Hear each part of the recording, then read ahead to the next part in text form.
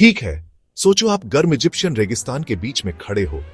दूर दूर तक सिर्फ रेत ही रेत दिख रही है, पर अचानक कहीं से भी ये बड़े बड़े ट्रायंगल्स जमीन से ऊपर उठते हैं।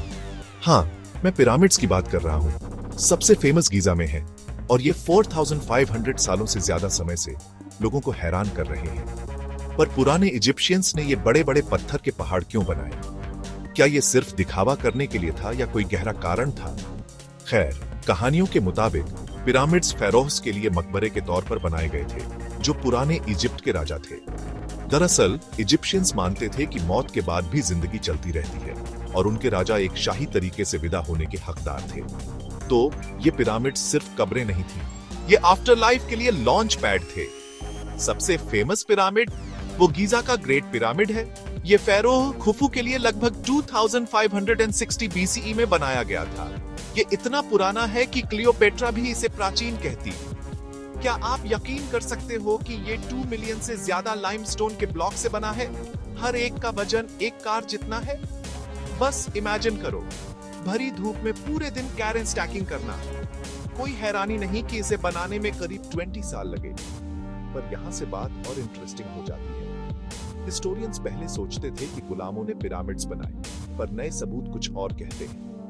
ज्यादातर वर्कर्स असल में स्किल्ड लेबरर्स थे और उन्हें खाने, बियर और रहने की जगह के बदले में पैसे मिलते थे। बुरा नहीं है ना? उनकी मेडिकल केयर भी होती थी।